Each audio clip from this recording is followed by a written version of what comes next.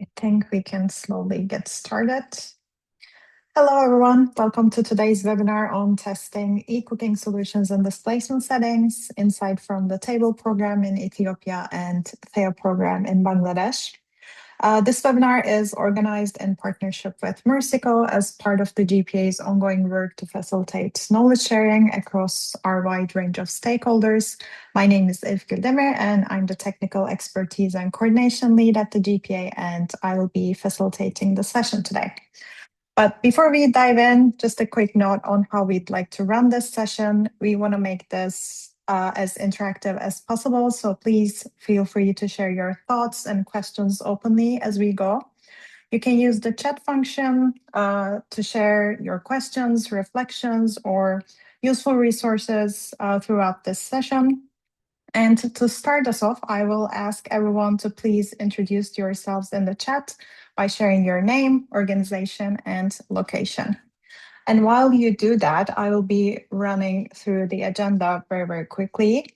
We'll begin with some opening remarks today from Anna, setting the scene for the discussion, and then we'll have an introduction to the GPA and today's session from Amy, and then we'll hear a deep dive into two pilot projects who are testing e-cooking solutions in displacement settings. First, we'll hear about the e-cooking study in Cheddar, Ethiopia, and then the one in Cox's Bazar, Bangladesh. And after these presentations, we'll move into a Q&A where we invite you to share your questions and ideas. And finally, we'll introduce some key resources on the clean cooking topic and close the session. We hope the webinar provides useful insights for you and sparks new ideas for your own work. And let's get started. Let me invite Anna Clemens, who is the MEC's lead researcher for Tanzania, currently seconded to the FCDO as Modern Cooking Advisor, for opening remarks. Anna, over to you. Well, thank you so much for this invitation to give some opening remarks on such an important topic. Clean cooking is one of the major challenges to be solved in humanitarian and displacement settings. People are forced to live very densely, often in temporary accommodation, where before there was no need for such service provision, but suddenly that need becomes very urgent, acute, and ongoing. And the use of biomass to fulfill that cooking need is associated with numerous problems. There's the issue of air pollution and resulting negative health impact, most keenly felt by women and children. There's risks to personal safety and security when residents have to go and collect that biomass, which can leave them at risk of gender-based violence. And of course, the need to collect that biomass can create these deforestation hotspots, which mean people have to go even further distances, taking even more time, facing even higher risk to their personal safety and security, as well as being a land degradation issue. So there's an urgent need for other solutions. And one option is electric cooking or e-cooking, the focus of this webinar. And I'm really looking forward to hearing in depth about these two projects, one in Ethiopia using solar e-cooking and the other exploring e-cooking on-grid as a complement to LPG distribution in the Rohingya in camps in Bangladesh. So these projects join a growing body of research, studies, pilots of e-cooking in displacement settings. MEC's program work on this topic has included work in Kenya, Uganda, Malawi, Malaysia, Indonesia, and can be seen on the MEC's website. So in this webinar, we're looking at e-cooking as a solution to clean cooking in displacement settings. So to give a little background on e-cooking continues to emerge as a real opportunity for solving the clean cooking challenge across multiple contexts. Compared to other paid-for fuels, cooking with efficient e-cooking appliances is more cost-effective, particularly when on-grid, and it eliminates those issues of air pollution and deforestation and the security challenge associated with collecting biomass. We're seeing increasing uptake and interest, with e-cooking being integrated as part of multi-fuel strategies in country policy, for example, in Nepal, Kenya, Tanzania, just to name a few. And there's ongoing innovation addressing some of the major barriers, such as upfront cost. There's e-cooking via pay-go e-cooking, but another example is how Tanzania's utility TANESCO has recently started to pilot on-bill repayments. Customers don't face the upfront cost barrier and simply pay back over time through their electricity bills. There's also been a body of work looking at e-cooking in mini-grid contexts, which is very relevant for displacement settings, and which we'll hear about in the context of the work in Ethiopia today. MEX has done a great deal of analysis to understand how e-cooking can be integrated into mini-grid situations through, for example, the Cooking Support and Mini-Grids Challenge Fund, where developers looked at mini-grid business models with and without e-cooking. They modelled how e-cooking inclusion could improve the return on investment for the mini-grid, and it is indeed the case that if mini-grids are designed with e-cooking in mind, this can improve the profitability and therefore the financial viability of the mini-grid. Another key theme I'd like to touch on that this webinar addresses is the importance of the multi-fuel approach and the importance of diversifying cooking fuels, particularly along the theme of energy security. The Bangladesh pilot is looking at whether e-cooking can complement the large-scale LPG program currently serving the refugees there. As we're seeing so clearly at the moment with the impacts of the US-Israel-Iran conflict, LPG supply and pricing can be truly impacted by events elsewhere. Countries are struggling to secure their supply chain and having to make difficult decisions around who is impacted and how they mitigate it. I've seen news reports in India of industries and restaurants having LPG constraints and so not being able to continue their operations. So energy security is a key issue when thinking about clean cooking in general, but also very relevant for displacement context. And it's certainly not the only fix or always a fix, but e-cooking is one way to explore that challenge.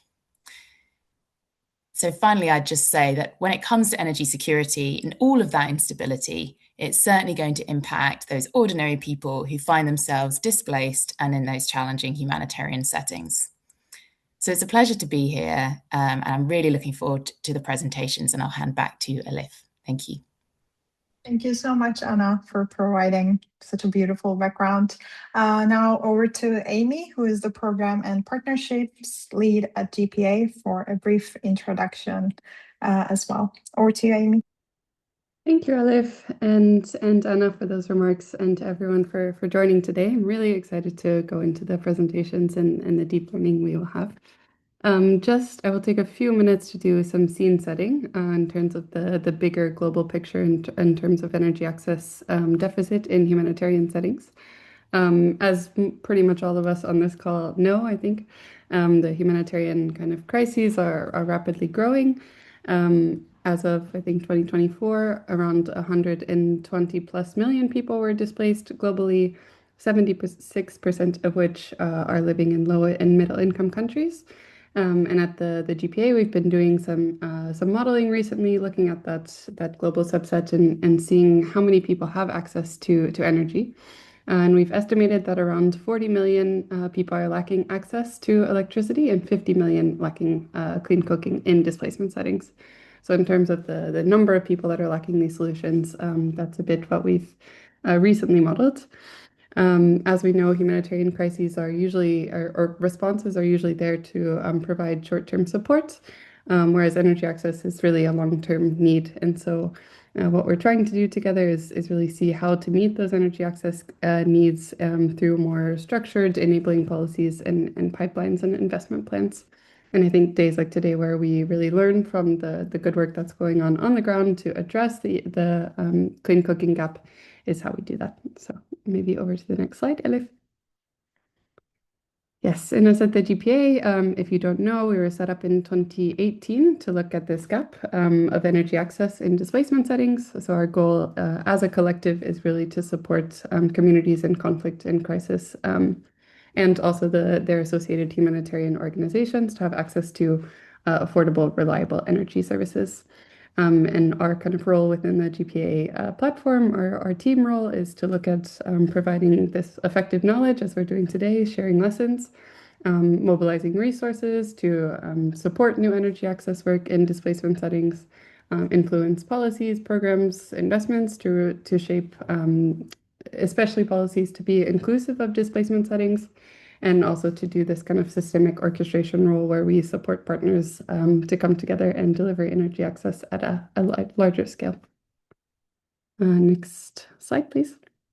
And just to show we have quite a broad network of partners that we do that with. And if you would ever want to be connected, you're very welcome to reach out. And yes, we are hosted by UNOPS, but we're a special initiative that is reaching those goals that I had mentioned before. Go to the next slide. And also today we'll be diving into the MEX-funded research in Bangladesh and Ethiopia, but also to mention another key initiative in the sector, which is the so-called Climate Action Partnership, which our colleague Ivona Bisaga is leading from our side. She unfortunately can't join today, but I will try to take her place on moderating the panel and sharing a bit there.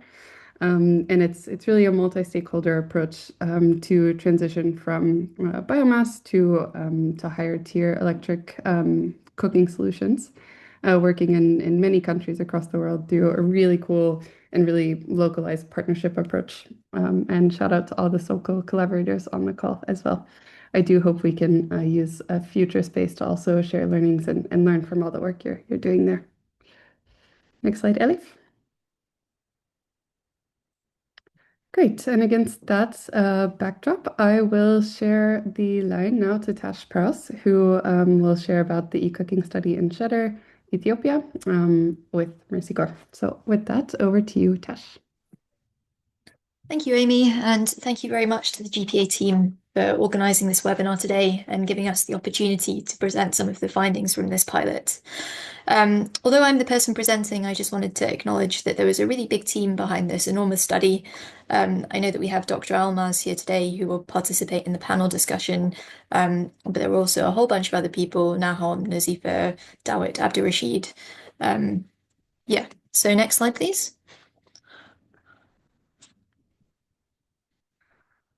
Okay, so the pilot that I'm going to talk to you about today is embedded into the Enter Energy Ethiopia program.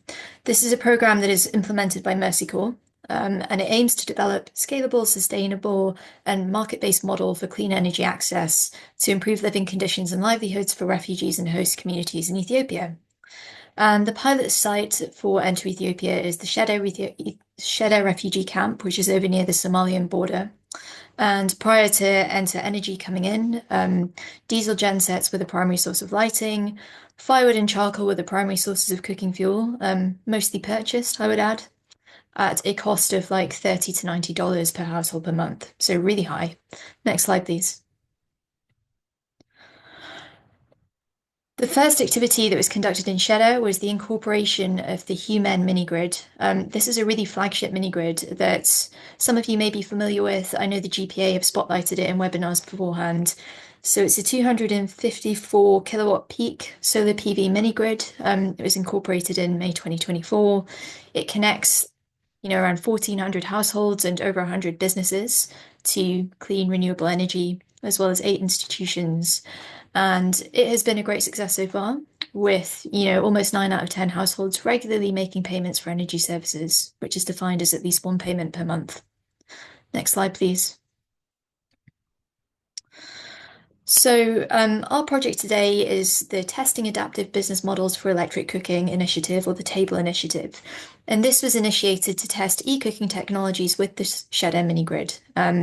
So the goal was to test and scale a viable electric cooking model in Ethiopia with a focus on refugee settlements powered by this solar PV Human mini-grid.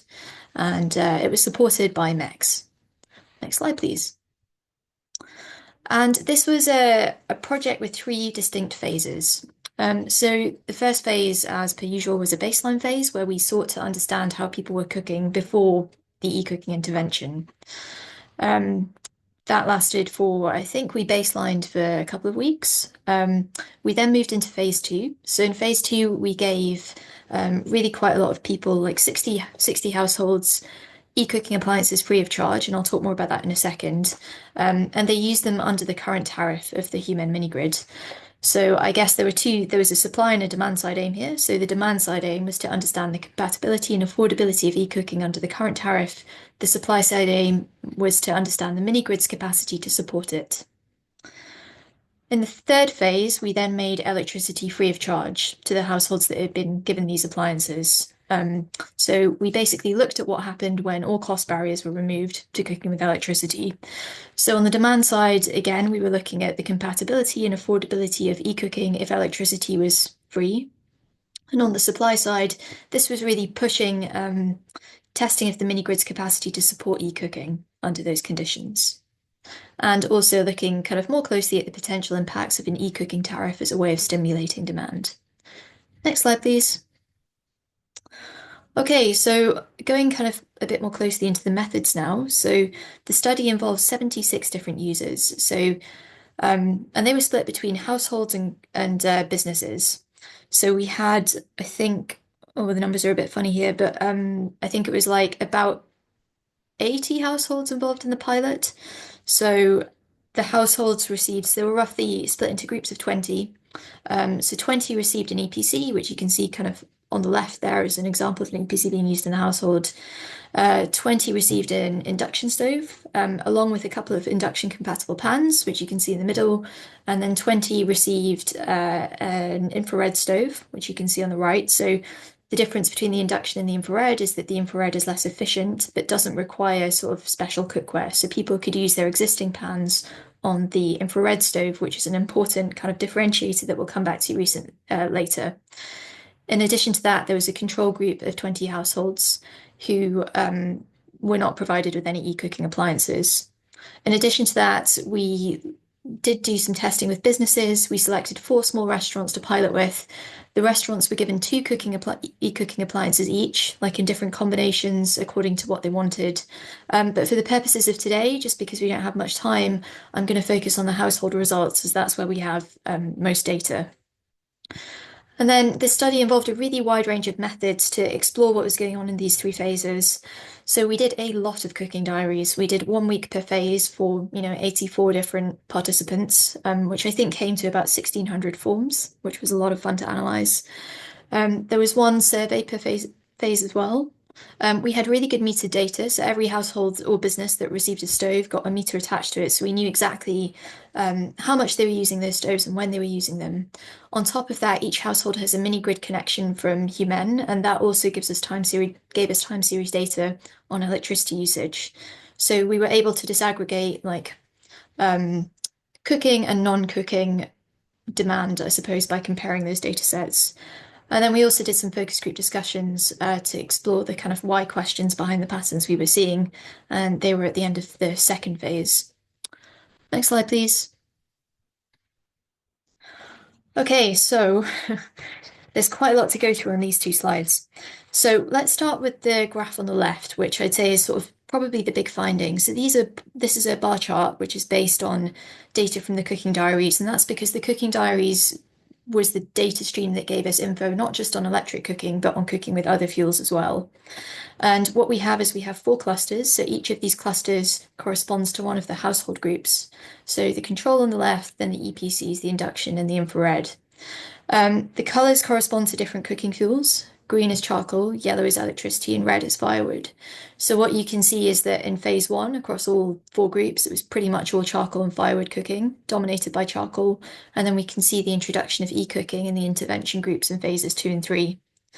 And then, yes, you can also see along the x-axis that these bars are plotted for each group according to these 3 phases. So just as a reminder, phase 1 is baseline, phase 2 is give people e-cooking appliances under current tariff, phase 3 is make cooking with electricity free. So just to kind of talk through some of these trends and results that we saw. So in phase 2, which as I said is the kind of market electricity tariff conditions, we saw that the e-cooking appliance displaced around 1/3 of cooking activities, and that the infrared stove was the most used. So the infrared stove was used for, I think, 39% of cooking events. That was closely followed by the EPC, which was used for 37% of cooking events, and then the induction stove, which was used for 29% of cooking events. So not huge differences. And that is mirrored in the graph on the right. So the line chart on the right shows the proportion of cooking performed on electricity throughout the phases, with the different line colours corresponding to the different groups, the intervention groups. But in phase 3, when the electrical cost barriers were removed, we saw very different upper bound adoption limits of the 3 appliances. So in phase 3, the infrared stove almost completely displaced all other fuels. So it was used for 93% of cooking events across the group. That wasn't the case for the EPC and the induction stove. So we saw adoption of the EPC and induction stove double to roughly kind of 65%. But clearly, for the EPC and for the induction stove, full adoption was continued to be constrained by non-cost factors. And stacking with charcoal remained very rampant. Next slide, please. This graph shows expenditures on cooking fuel for the households. And what's really exciting is that we saw across the 3 intervention groups, we did see reductions in spend when e-cooking was introduced. So if you can exclude the cost of the appliance, people in Cheddar should save money from cooking with electricity, as well as driving revenues to the mini grid provider, which is very cool. So this was most pronounced, and sort of the reductions in spend corresponded to the efficiencies of the appliances, which I think kind of makes sense. So in phase 2, we saw the biggest savings for the EPC group, due to the hyper efficiency of the EPC, I suppose. So in that group, expenditures fell by about half. The reduction was not quite so big in the induction group or the infrared group. The infrared group actually had quite similar expenditures to the baseline phase, after they acquired electricity, which can probably be explained by the lower efficiency of the infrared stove. And then in phase 3, when electricity was free, we saw again kind of a further drop for the EPC and the induction stoves. And for the infrared stove, the cost of cooking basically went to 0. And that's because almost all cooking was done on electricity, as explained in the previous slide. Next slide, please. As I mentioned earlier, we also did some surveys and some focus groups which helped to explain these trends. And this has got a little bit distorted, but here's what we found. So attitudes to e-cooking were overwhelmingly positive, especially amongst younger household members. What I mean by that is kind of the younger cooks in our focus group discussions. So e-cooking appliances were easy to use. They were perceived as improving health because they reduce smoke. People were not worried about safety using them. People said they were clean, which kind of, in this context, what that means is that they weren't producing soot and they weren't making the pans dirty. And people really liked the taste of food cooked on these appliances as well, which was really good. Meanwhile, there were some practical limitations that explain the partial adoption. So all of the appliances that were given to people were single burners, which meant that you could only use them to, cook one food at a time. And that was a limiting factor, as was the appliance size. So people in Cheddar live in I can't remember what the average household size was. I think it was 8 or 9. It was really big. And I think that these appliances were not sized appropriately for that size of household. And thus, the appliances were seen as insufficient for family meals, particularly the EPC. I think we gave out a mixture of 6 and 8 litre EPCs, but I think bigger ones actually would be merited to scale in order for people to be able to cook for everyone in their households at the same time. Another barrier that emerged was that of difficulties tracking expenditure. So I suppose if you're cooking with charcoal or firewood, you're very aware of, how much you're putting on the stove and how much is left. That is not visible when cooking with electricity, at least not with these appliances. And that just made people a bit wary about using the appliance too much. We saw that infrared stoves had the highest adoption potential, and this could be explained by high compatibility with traditional cookware. So people could use their already existing stoves on the infrareds, which was seen as like a great benefit. And also they were compatible with cooking all foods, especially culturally important foods such as injera.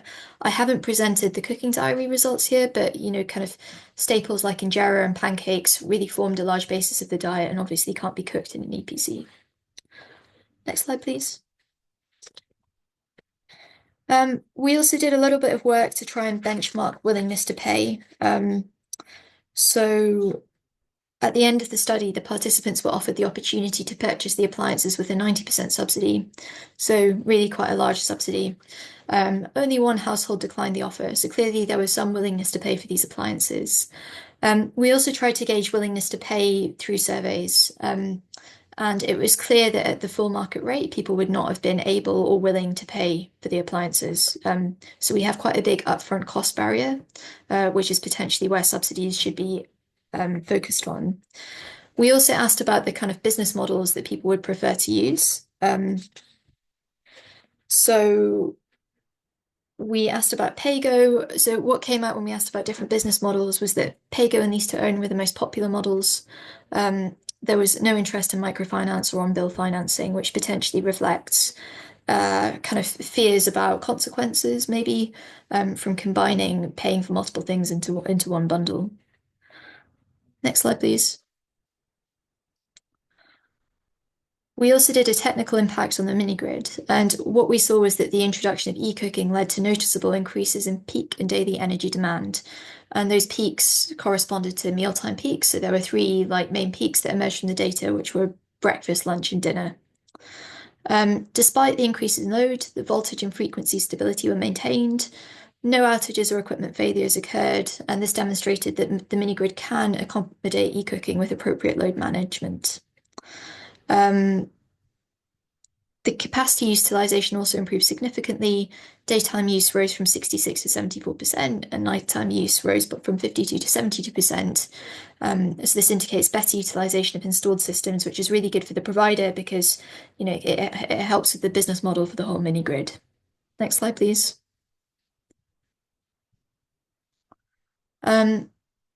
This table here shows the financial impact on the mini grid, which was really significant. So the average daily energy consumed per participant went up by a factor of 4 from phase 1 to phase 2, and then it almost doubled again from there, from phase 2 to phase 3. What was really interesting actually was when we kind of disaggregated the loads from cooking and non-cooking. The non-cooking load also increased in phase 2 compared to phase 1.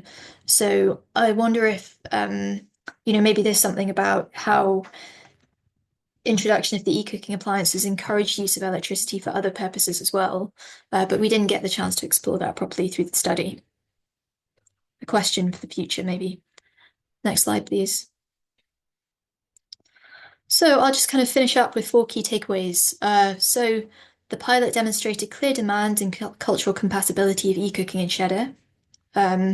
We found that the affordability barriers are really centered around equipment acquisition, and more research is needed to understand the best way to address this, because whilst we ask some questions about what business models people prefer, that might not necessarily reflect, the reality. And I think there's scope there to play around with to find the best way of providing e-cooking appliances to people in Cheddar. The infrared stove has the highest long-term adoption potential, and that's due to its versatility and its compatibility with existing cookware. And then, most excitingly, we found that e-cooking drove financial savings for households and increased revenues for Human. So it was really a kind of a double win. That brings me to the end of my presentation. Thank you very much. Back over to Elif. Great, thank you, Tash. I'll do the transition to the next speaker. Yeah, just want to highlight, I think that's an amazing result, and shout out to all the Mercy Corps and Human colleagues really making this happen, really showing how e-cooking drove substantial revenues to the mini-grid, also while displacing charcoal and while saving money for users. So yeah, amazing outcome. And one reflection from my side is that sizing of appliances is very key in terms of the household size. In my past job in Bangladesh, we actually had the same learning when we integrated pressure cookers, not electric, but normal, with the LPG supply there in Cox's Bazar. Basically the pot size really needed to be increased for people to use it more. So quite interesting to see that cross learning there. And Tash, there's actually a short question in the chat that maybe we can answer now before moving to the next presentation, asking how are younger households defined in this study, age range, household head, or demographic profile? Are there differences between urban and rural youth in attitudes towards e-cooking? And were there any gender dynamics influencing these attitudes? So it'd be great to hear any quick thoughts there. Sure. So younger households, so that this relates to the finding that younger households seem to find the appliances easier to adopt. And this came out of 4 different focus groups discussions that we did with 8 people each. So this was not so much like a quantitative definition, something that came out of those discussions. So yeah. Then the second question was differences between urban versus rural youth in attitudes towards e-cooking. That's a really good question. So a lot of people in Cheddar are actually urbanites. They came from I've temporarily forgotten what the capital of Somalia is, which is a bit Mogadishu. They came from Mogadishu. So this was an urban population, which potentially helps the strong adoption patterns that we saw and the openness towards technology. Did gender dynamics influence these attitudes, especially among young women versus men? We actually saw it seemed like there was very strong kind of female empowerment in the camp from what we saw, just in the sense of when we asked questions about who pays for fuel and who makes decisions about cooking, it was the women, and the women were also the people that cooked. And we didn't really explore this much further than that, but it's a good question.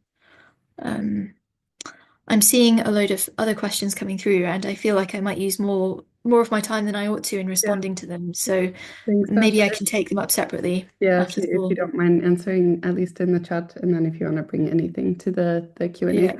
as well, that would be great. Thank you. Wonderful. But just Richard's question, the answer is yes.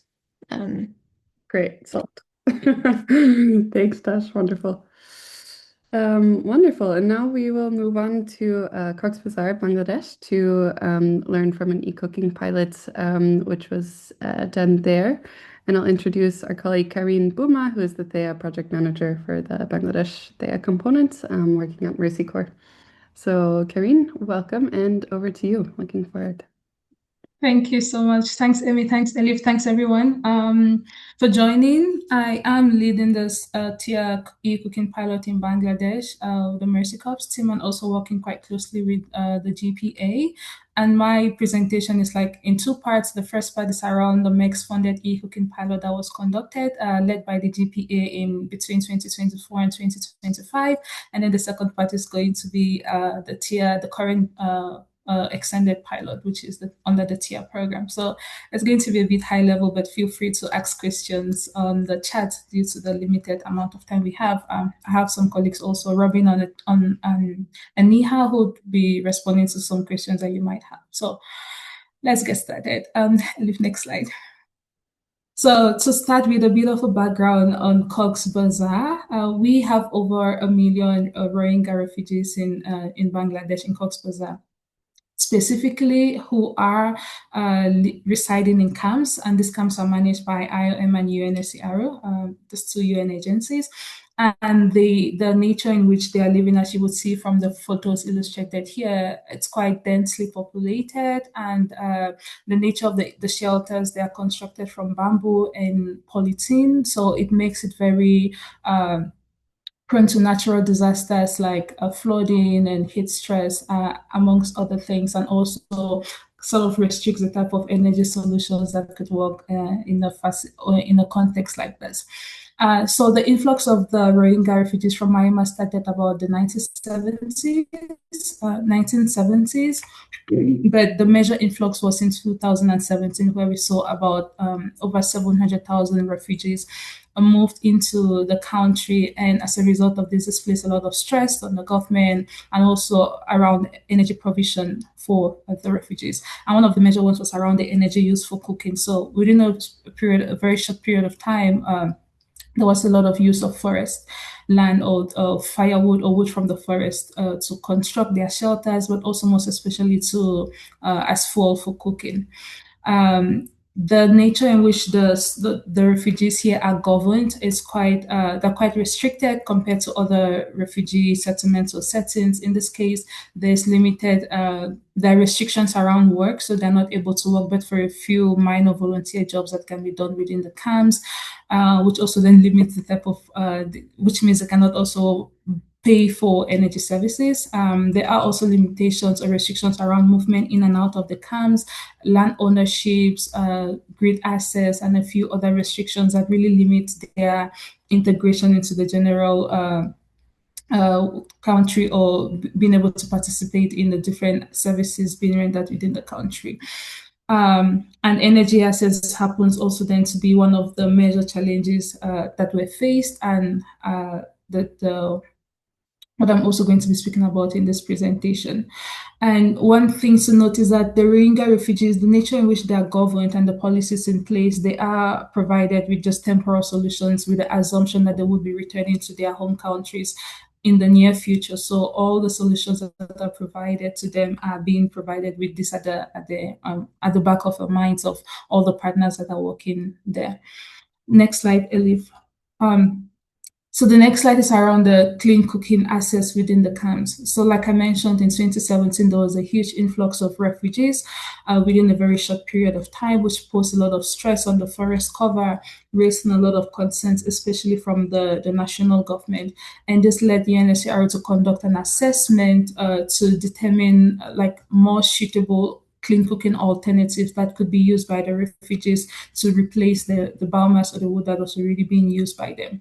So through an assessment that was conducted, a few fuels that were tested included biogas, briquettes, improved cook stoves, and LPG, of course. And LPG was, through that assessment, was found to be the most feasible solution at the time due to its cost, availability, and health and environmental benefits. Also worth noting here that e-cooking was not one of the fuels that were assessed during that analysis, and hence the need for an e-cooking pilot in the camps. So between 2018 and 2020, there was a few pilots around LPG in the camps, which was then further rolled out to almost all the refugee households within the camps. And this is led by or managed by IOM and UNHCR, providing, in addition to providing the stoves and LPG canisters or assets, they also provide regular LPG refills to these refugees free of charge. So the refugees are not expected to pay anything. And then later in 2024, they also explored the provision of pressure cookers, as Amy mentioned earlier, just to assess, in a bid to improve the efficiency of LPG provision and just reduce costs also and get some savings on LPG. And this resulted in about 11% savings in that.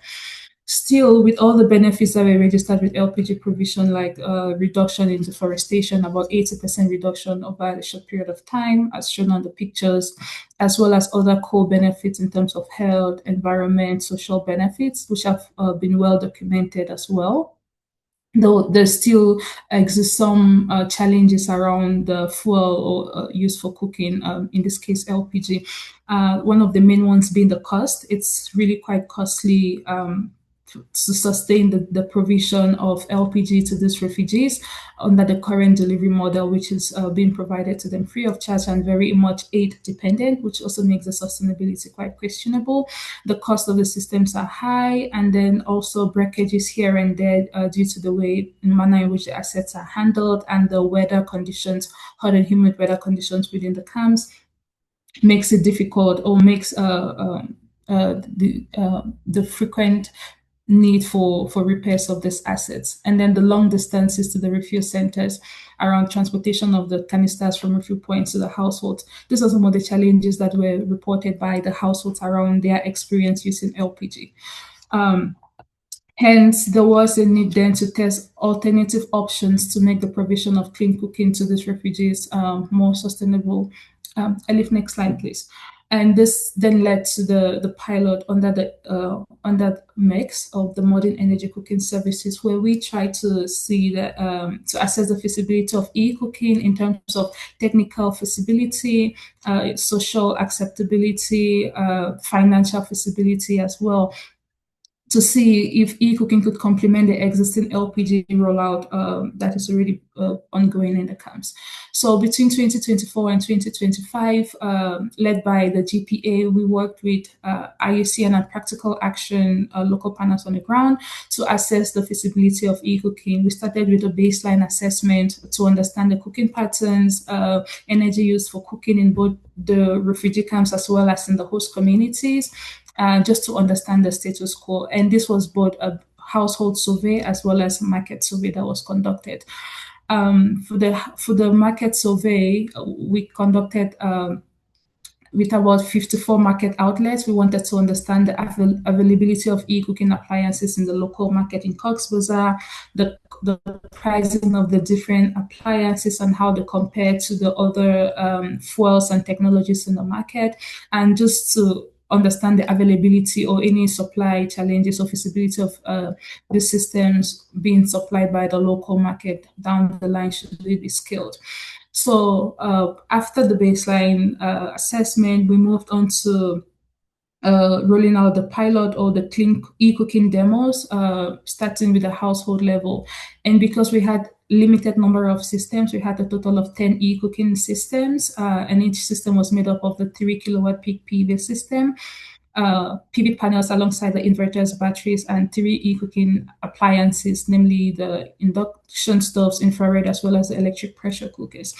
And due to the limited amount of time that we had, as well as our need to test the different appliances to understand the user preferences and insights, we each household received all appliances and used it for a period of about 7 days, during which we provided training and live demonstrations, and also monitored the system, the usage of the systems by the households to get the user insights, any challenges and recommendations that they had through using those systems. And also, we conducted like public demonstrations as well, where we gathered more people who did not get the chance to participate in the household level demonstrations, who also participated in that pilot. Next slide, Ellie.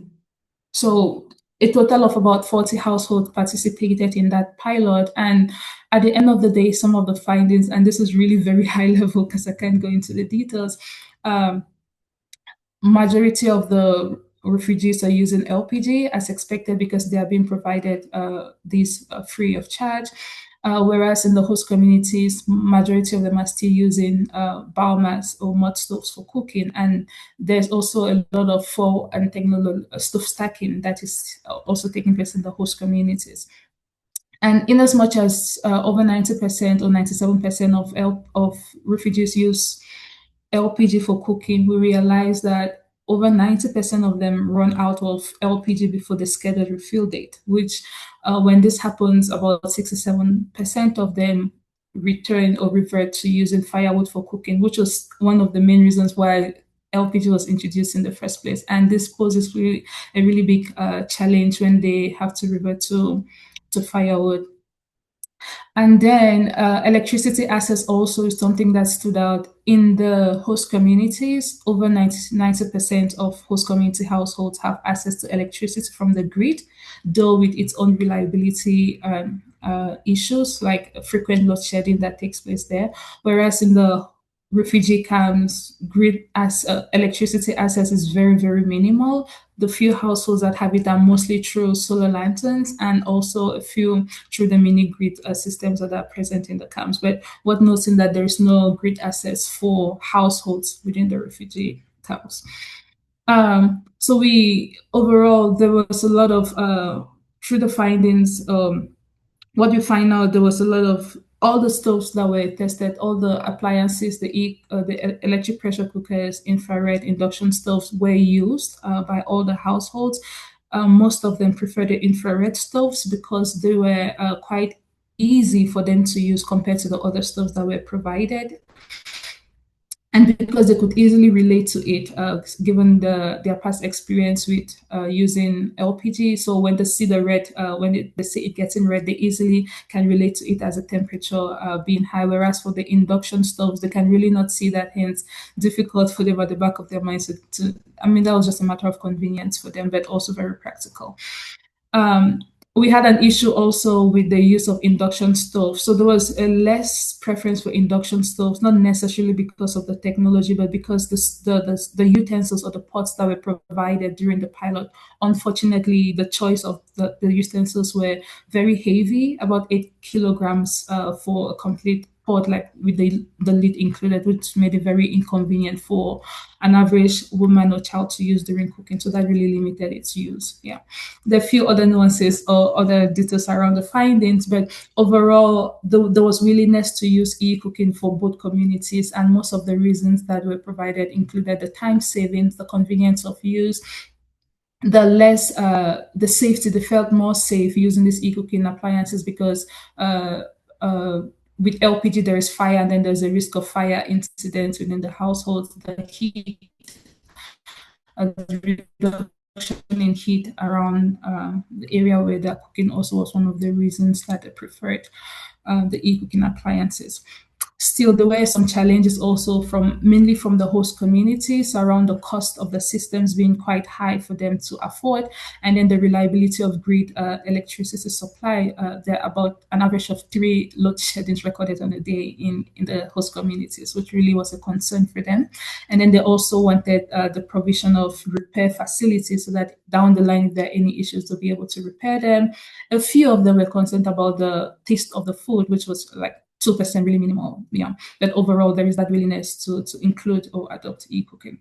So some of the lessons for us, which then also informed the current THEA, the current pilot on the THEA, was the need to conduct a larger pilot over a longer period of time so that we can have like more robust data to inform the feasibility, especially the financial feasibility of e-cooking within the camps in particular. And then also taking on board their recommendations around the repair facilities, which was quite important. And then the cost of the systems were quite high. Initially, the systems were quite oversized because we wanted to see how their preferences for the different e-cooking appliances. So there was a need then for us to reduce the cost of the system to make it more affordable and sustainable down the line.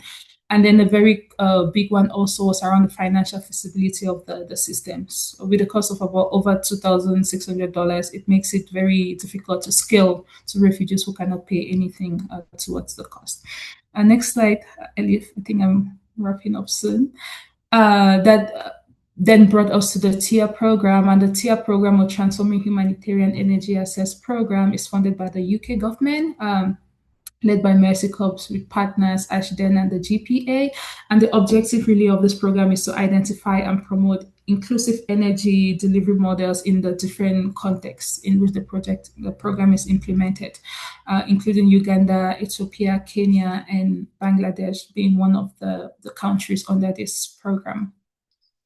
Next slide. So in Bangladesh specifically, the focus is still assessing household feasibility of e-cooking at a household level for both communities, but we are focusing a lot now on the financial feasibility of e-cooking because we were able to assess that there is social acceptance of the technology. It's technically feasible to the extent that we were able to prove during that short period of the pilot. But now there's still the big question around, is it possible to scale and roll out to all the households? And that is one of the main areas that we're addressing in this pilot. And we are working very closely with partners on the ground, mainly NGO Forum for Public Health. Robin is here also and will be joining the panel soon. And then we have ATEC, who is a technology provider, providing the induction stoves and other support that are needed for the pilot. Next slide, Elif. So this pilot currently has four main components. The first one being the deployment of the e-cooking products in the refugee camps and host communities. So for the refugee camps, we're targeting about 100 households, and each of these households will receive a complete system made up of the PV panels and then a compact battery inverter system, as well as an induction stove. And we've managed to reduce the price really to about $1,000 from the original price that we had in the previous pilot, which is really a big plus for us.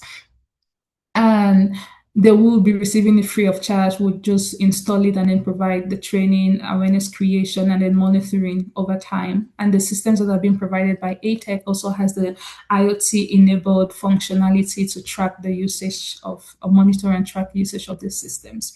For the host communities, because of the high cost of the systems, we are focusing mainly on, we're targeting households that have great access to electricity and they are receiving just the induction stoves and the pot or the cooking utensils. And we are providing about up to 50% subsidy for the host community household, and also bringing on board microfinance institutions to help improve the affordability of these systems for the host community household. And these systems will be monitored over time for at least 6 months is what we're aiming for.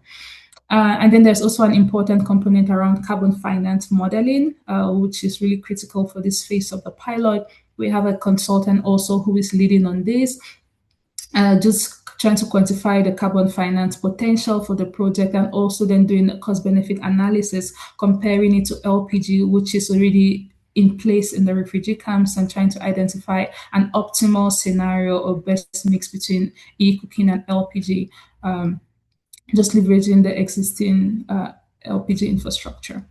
And then there's also the appliance repair hub, where we aim to establish some sort of a small repair hub within the camps. And this is managed by NGO Forum or operated by NGO Forum, and it would be equipped with some tools and would provide training to some refugees and technicians on how to troubleshoot and how to conduct like basic repairs on the systems down the line. And finally, the community engagement and awareness creation, which is quite critical for a project like this in both communities, host and refugee communities. And then my last slide, next one, Elif, is just basically around the progress that we've recorded on the current pilot.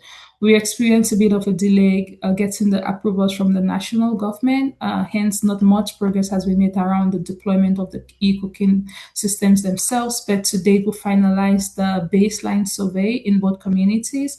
We also did some testing. ATEC conducted some testing just to make sure that they have the appropriate sizing or design of the systems that will be rolled out, especially in the refugee camps.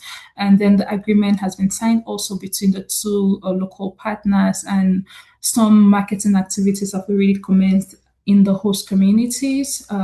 Basically, ATEC reaching out to different market outlets, raising awareness around the products, providing training to them, and just trying to recruit different sales agents as possible, because their objective over and above this project is to scale their e-cooking technologies in Cox's Bazar and in the country at large. And we've recorded a few sales already of these systems in the host communities. For the refugee camps, we intend to have the deployment of the stores to start by the end of this month. So probably from next week, we'll have some information or data on that. And then there's also ongoing work on the carbon finance modeling with the data that we've received so far, as well as the ongoing preparatory work for the appliance repair hub, which should also be starting soon. Yeah, in a nutshell, there are a lot of lessons, and we're going to be sharing the link to the reports that were published from the previous pilot as well on the chat, so you can have access to more detailed results, more detailed findings from the studies. Thanks, Elif. I hope I do not eat so much into the time. But yeah, happy to respond to any questions.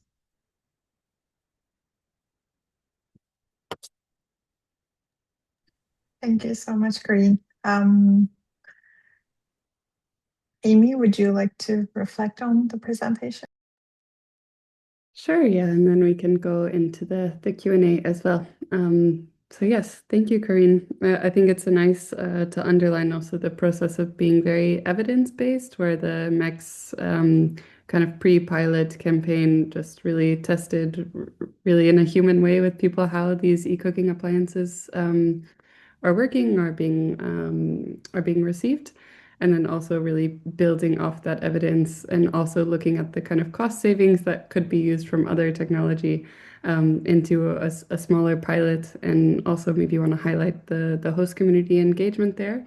When we were, sorry, I take the floor, but when we were in Cox's Bazar last year for kind of the results of the MEX-funded campaign, we were staying with a few host community members' households who were cooking on the e-cooking products while we were there. And then there was multiple kind of load shedding. And so really seeing those, them be able to continue cooking with the e-cooking products was really great. And it's great that ATEC is coming in and helping build that local market around the camps as well, to show benefit for everyone kind of living in that local reality. And then maybe also to underline the kind of financial feasibility. It is something that GPA, UNHCR, and IOM are in constant communication around how that diversification of fuel happens, what is possible, and really doing that hand in hand. So yeah, a big thank you and shout out to Corinne and colleagues for leading this. And maybe we can go over to the Q&A. I'll ask you, Corinne, one more question before we go to the full panel. And I like this cross-panel questions to each other. Tash asked if you have considered grid charge battery swap models for refugee communities in Cox's Bazar. If you want to give an initial thought there. That's not something. I hope you can hear me now. We've not tried that yet, Tash. Because of the restrictions in place already, grid access in the camps is very restricted. Household level access is not possible. There's grid access for the facilities, like government facilities within the camps, but I think that's something that we can give it some more thought if it's possible or feasible, and yeah, we can engage also on that. But also worth noting that there's also another pilot that is ongoing by CARE Bangladesh, and they're following a slightly different approach from ours. It's still household level, but what they're doing is that they've installed a PV, like a mini grid style, a system that is powering about 10 households that are receiving, powering e-cooking appliances, and they're cooking based on a scheduled approach, a scheduled model. So we are also very much in touch with that team, and we're comparing our findings and just making sure that at the end of the day, the result that would be deployed would be what would be the most feasible or optimal or most sustainable solution. And the one that you mentioned, Tash, would also look into it to see how feasible. Thanks. Thank you so much, Karine. And I also see another question from James on if the carbon financing for ATEC systems are using the standard earn as you cook model in Cox's Bazar, to which Robin answers yes. So that's great. And with that, I will also introduce Robin and Dr. Almaz. If you guys could come on camera as well, that would be great. And Tash, for a quick panel discussion. Colleagues in the audience, if you have any other questions for the panelists, it would be great if you pop them in the chat. So Dr. Almaz is the team lead for the Enter Energy Ethiopia program at Mercy Corps in Ethiopia. And Robin is the project manager for the energy component at NGO Forum, both great partners in crime. So very glad to have you both. I see you on screen. That's great. So I'll go into a few questions actually to the panel, and maybe just feel free to come in and answer as you please. And again, if colleagues in the audience would like to ask questions, please put them in the chat. The first one is, what were the key drivers for introducing electric cooking in Cheddar and Cox's Bazar? And how do these differ in terms of energy access, infrastructure, and cooking practices from each other, and also maybe from other humanitarian settings?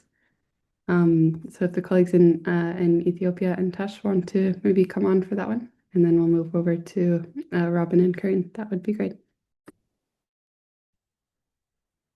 Thank you, Amy. Can you hear me? Okay. Yeah. Initially for Cheddar, since we were not sure about the system stability, household power was limited to 1,000 watts. But as Tash mentioned, these people are from urban setting, and they're used to using e-cooking, and they started requesting to increase the power.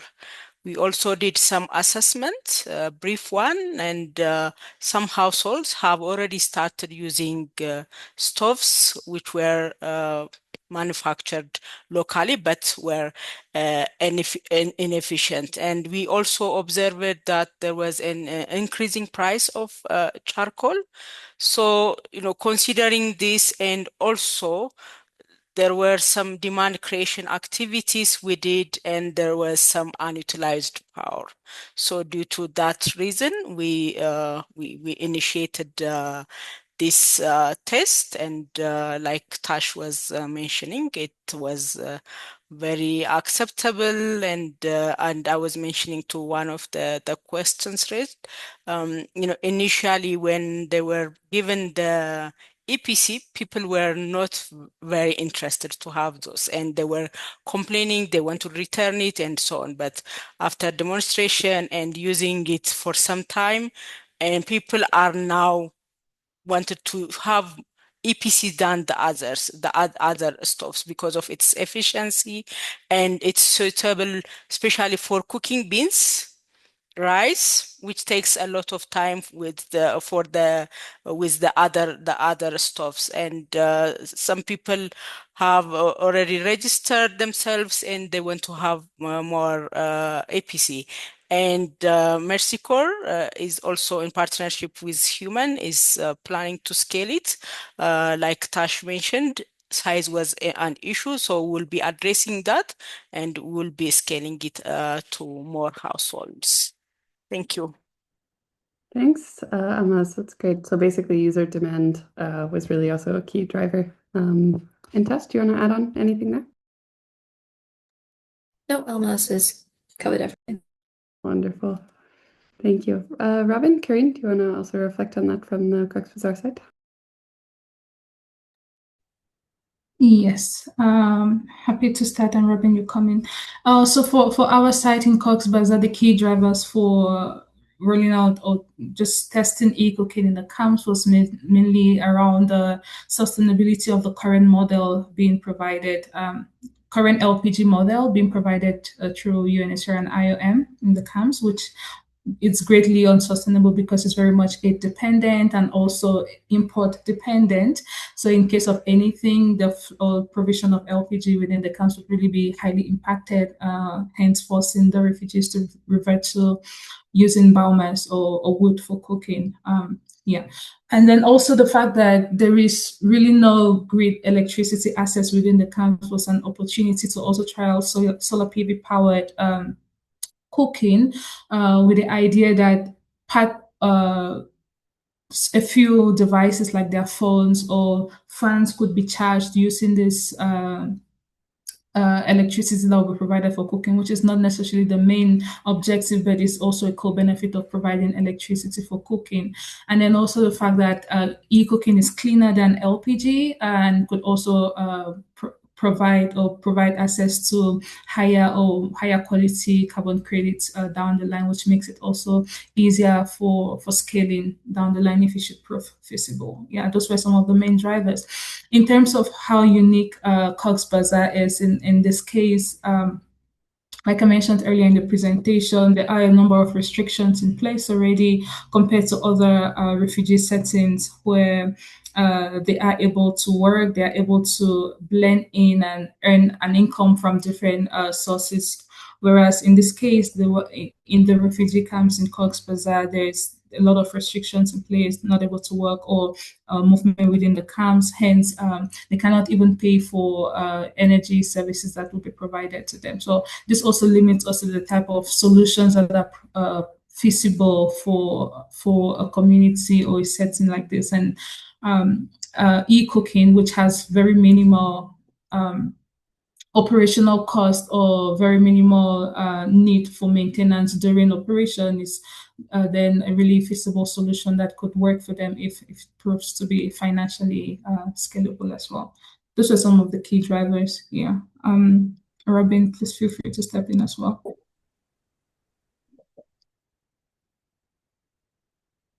Thank you, Karen, for mentioning some of the key drivers of this project. I believe there are some indirect key drivers as well, like due to the LPG limitations, like LPG is it's exhausted before the refilling date, or beneficiary led to the firewood for the cooking as well.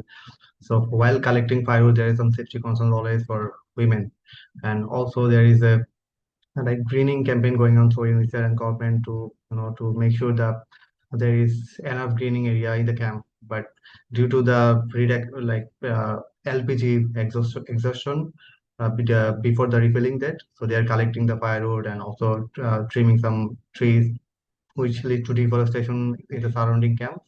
And that's also one of the indirect key drivers for these projects. Thank you. Over to you, Amy.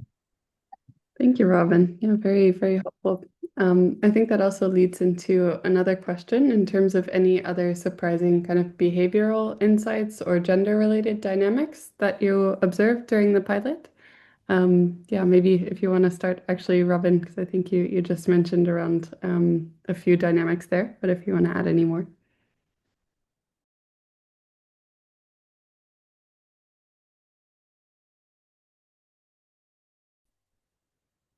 Sorry, is there a question for me? Yeah. So it's sorry.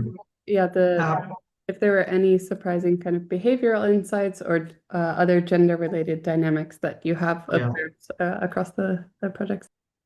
During the fast pilot, which was supported by IUCN and GPF with the MECS funded project before the THEA one, I have heard from IUCN colleagues when you are engaging the male participant in the community awareness program, the adoption of the cooking technology was way more. So it's inclusion of a male participant in the overall sensitization and awareness program is important for adoption of the cooking technology. Yeah. Thank you. Thanks, Robin. Very interesting. Did you want to add, Karin? Yes, just very quickly, what we realized was that it was quite easy for the refugee households to adapt, to learn how to use and actually use the e-cooking systems or appliances that were provided. To our surprise, we thought that they would need to multiple days of training because they've been used to LPG before they could actually use the e-cooking. But after the first day's training, by the second day, they were able to really seamlessly use the appliances. And the subsequent visits were really just to ensure that they are using it accordingly. So that was a good surprise for us. Also, another thing we found out was that children and men were quite more involved in the cooking during the period when e-cooking appliances. So in the host community, with one of the households said that her daughter was more involved now in cooking because she was really excited. She was trying a lot of things with the electric pressure cookers, baking, checking TikTok trends, and just being active. Those are some of the things that excite the youth as well. And they were more, participated more in the cooking. And then lastly, we realized that the meals that were cooked during this period did not change a lot. So before the introduction of the e-cooking systems, the meals that were cooked, and one of the main ones, the staples being rice, it didn't change even during the pilot. Rice was still the staple, cooked 3 times a day, in addition to the other things that were cooked, which was really, really nice to see. But what noting that the pilot was very short for us to make really inferred conclusions from it. And this current pilot is going to give us more robust data around those findings. Yeah, thanks. Thanks, Karin. And quite interesting to hear about the kind of youth component and being a bit more excited to cook on the electric products. I'll go over to Almaz, and then Almaz, do you want to comment on any kind of gender-related dynamics or behavioral insights that from the work? And then maybe over to you, Tash, for any other components there. Yeah, like I mentioned earlier, the interest in using APC was one of the things that was developed through time. When we were doing this, the e-cookbook, people showed a lot of interest in having the appliance. Halfway during the research, I think, Tash, you may notice that also. About 40 people registered their names and they want to get these appliances. And the other thing is there was a WhatsApp group where the users were exchanging information. So some innovative women were cooking. For example, they cook cake with APC, which I haven't told. So they shared that with video and so on, and they exchange information through that WhatsApp group. And I believe that's the one thing that motivates the others also to acquire the appliances. Thank you. Over to Tash. Yeah, the WhatsApp group was really cool. There was really a lot of engagement through it. 2 additional things for me. The first thing, which was, it's maybe not a surprise, I've seen this in other places too, was the finding about how the inability to keep track of the token usage made people a little bit cautious with cooking with electricity, which makes a lot of sense. I'm not sure if this is something where as people get more confident with cooking with electricity and they start to understand how much it costs, maybe that would stop being so much of a barrier. I'm not sure if that's the case, or if it's the case that it may be worthwhile trying to design digital displays into the appliances that can very much show people how much it's costing them. The second thing to reflect upon was the kind of enhanced compatibility of the infrared stove. I think induction stoves have got a lot more attention from the e-cooking community, but when you take a step back and think about how when I think about how if I went into someone's kitchen in Cheddar, they tended to have lots and lots of pots and pans, and of course it makes sense that the appliance that allows them to continue to use that stock of equipment they already have would be more suitable for them. So I would kind of do a plug for more research on infrared stoves. Thank you. Thanks, Tash. Great. And yeah, I think there's a comment in the chat around if colleagues could please reflect upon the health benefit aspects of adopting e-cooking and e-cooking appliances. Does anyone want to come in there? Can I start? Go for it. So in Cheddar, so I guess two things. So we kind of asked people about the perceived health benefits of transitioning to e-cooking, and people reported, kind of the usual stuff around how the air was cleaner, their eyes were less itchy, there was better thermal comfort from using e-cooking appliances, which is all fantastic. I would say though that in the context of Cheddar, the fuel that was being displaced by e-cooking was charcoal. And actually, charcoal is not really the fuel that is driving those large, like global burden of disease study numbers. So I would say that the intervention in Cheddar definitely made cooking more comfortable and pleasant for the users. But I would suggest that it kind of wouldn't be saving lots and lots of lives. And if my kind of statement about how charcoal isn't that bad for health is surprising to anyone, I kind of say this as somebody currently leading a project examining the evidence on charcoal, and we'll be publishing some policy briefs on this in the coming months. Thanks. Wonderful. Thanks, Tash.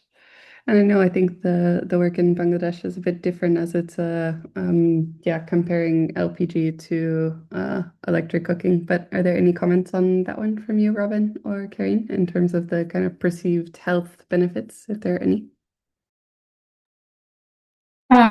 Yes. So from our previous pilot, the MEX-funded e-cooking pilot, we did not dwell much on assessing the health benefits, but from what we could get from the participants, they appreciated the thermal comfort that comes with using e-cooking compared to using LPG. Also, just given the nature of the space in which they cook, which is very, very small.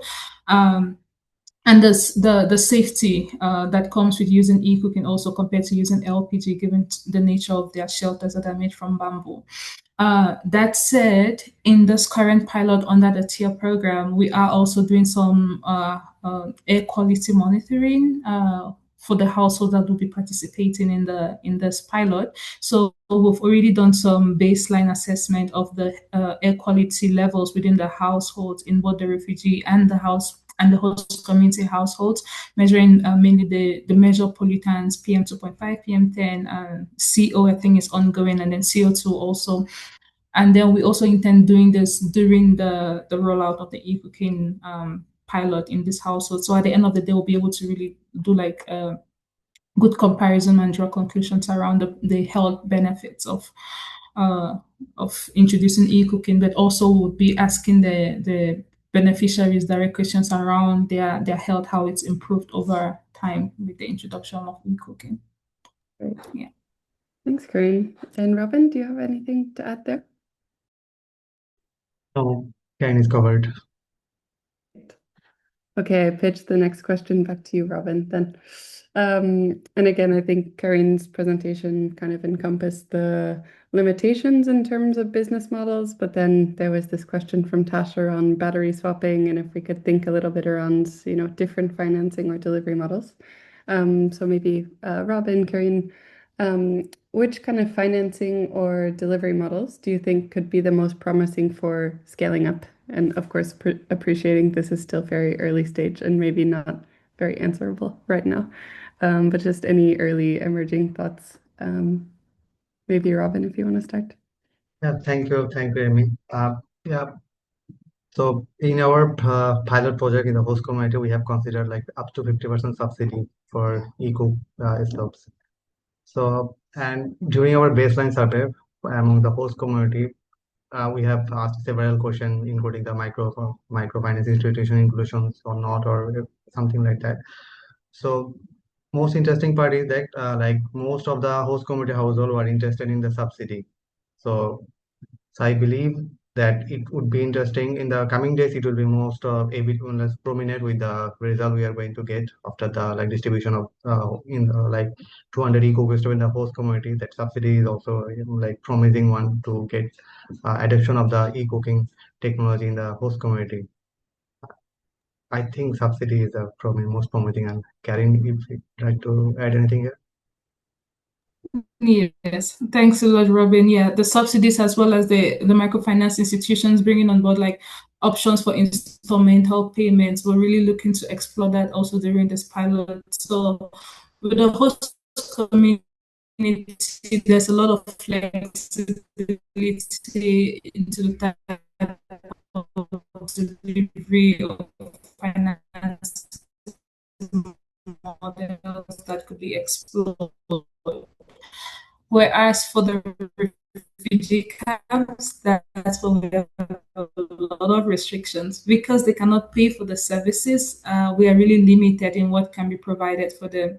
At the moment, it's still very much aid dependent, but change in the near future, hopefully looking at innovative ways in which really provide solutions in a cook to earn model where with refugees using the stoves, they receive a stipend of some sort after using the stoves for some time. But for us, in terms of scaling e-cooking in the refugee camps, we're really hoping for it to be done through carbon financing due to how clean it is and the potential for carbon credits. But there's also that added complexity of the fact that there's already LPG being provided. So the base fuel is not necessarily biomass, but it's LPG, which also then limits the amount of credits that could be obtained with an e-cooking transition. But yeah, these are complex conversations that we are having with partners and donors, including UNHCR and IOM, who are already managing the camps. And hopefully down the line, there will be a model where both e-cooking and LPG will be provided to the refugees and both registered as a clean cooking program and benefiting from carbon credits to scale. Yeah, that's what we are hoping for. Cool. Scalability. Thank you, Karen and Robin. Yeah, so both the end user payments and also subsidies on the supply side, and looking at the carbon finance revenue streams that could come. Of course, doing that in tandem or in concert with the current LPG mix, and what all of that looks like in the future. So wonderful, thank you. Almas, Tash, do you want to comment on the kind of financing or delivery models and what you think is most promising for scaling, both in kind of the context that you've worked in, but also in others? Maybe Almas, if you want to start. Yeah, I think Tasha has already indicated that the result showed as pay as you go model for like the majority of the respondents preferred pay as you go. However, initially during the InterEnergy program, also for the small enterprise, we wanted to engage financial institutions to help the enterprises acquire appliances. However, due to very limited the interest of the high interest rate, a very short repayment period, and a very small amount of money that the financial institutions were willing to provide, we decided not to go with financial institutions, but we will still continue engaging them, especially for the bigger enterprises. We have a bakery and we have grain millers also. But like the other presenters mentioned, subsidy is important as some of these appliances, especially the APC, is very expensive, and the humanitarian aid is becoming very limited. Even for the scaling up, we'll be providing APCs, but with significant subsidy. As since we are buying from the legal market where we need the receipts and so on, the cost of these items is very high in the legal market, even though these people can get it in a lesser price in nearby areas. Tash, over to you. Thomas, what we found in Shadow was that the primary affordability barrier was the upfront cost, not the ongoing cost. And that points towards, for example, RBFs being quite a good way of increasing affordability in similar settings. Obviously, though, that requires donor funding, and there isn't so much of that going around at the moment. Our results also pointed towards how kind of innovative business models could help to smooth those payments out for households. I think that there is scope for some research or some innovation around how best to explore those, because at the moment willingness to pay is often benchmarked by there's this kind of 10% of total expenditure threshold that gets thrown around, but my understanding is that it came from the global north and doesn't actually hold very well in much of sub-Saharan Africa, where I imagine many of us spend lots of time working. You can look at that, you can look at what current expenditure is and try to make sure that you're reducing it, or you can ask people what they're willing to spend, but I don't think any of those methods is perfect. So I think we could do better there. If anyone's interested in those sorts of conversations, please let me know. Carbon, so the Shedder pilot would be a really great candidate for a carbon financing program, but the challenge is that the human mini-grid already benefits from PREX, and you can't have PREX and carbon existing on the same grid infrastructure. I think that the potential revenues from carbon would be a lot higher than those from PREX. So if Mercy Corps and Human do expand their operations, I'd say it would be worth kind of doing a feasibility assessment before setting up a new PREC program, because if e-cooking is going to be a component of taking mini grids to new areas, then it may well be better to set up a carbon program. Thank you. Thanks all for those really rich reflections. It's a lot of thoughts coming to mind. I have one final question, and then if anyone in the audience would like to raise their hand and ask a question, I also invite you to as well. This is the one we talk about a lot in the GPA, as we're trying to bring together more public-private partnerships, and really looking at roles a bit more deeply of whose strengths can be used for what purpose. So the question is really around what role different actors should play in scaling these types of solutions. Especially looking at UN agencies and NGOs and the private sector. That would be great if anyone wants to reflect on the role question. Maybe Robin, do you want to start? Yep. I think like UN agency can play a major role on this part here, like setting up the SOP and technical guideline for the piloting or scaling up solar e-cooking project in the camps or nearby host community.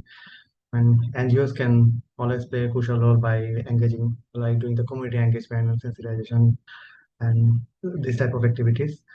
And like private sector can also play a crucial role, like delivering like ETEC is doing here, like delivering the technology. So they can bring some innovation like behavioural model or like in the long, repair and maintenance, and also like scaling up the repair maintenance hub or to provide the basic training for the community. So the different actors have to play the different roles to complement the like successful of the eco project. Over to you, Amy. Thanks, Robin. Thanks for that reflection. Karine, do you have any nuances to add there? Yes, just to add to what Robin has said already, hope you can hear me.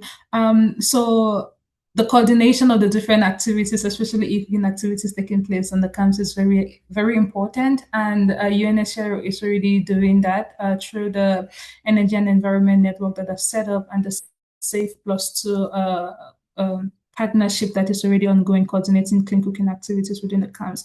I think that's very important because we have a number of institutions or partners that are quite keen on piloting different clean cooking, but also e-cooking activities within the camps. And we need to keep track of all these e-cooking activities and make sure we are learning from each other and not necessarily duplicating what has been done already. So that's something that definitely should continue.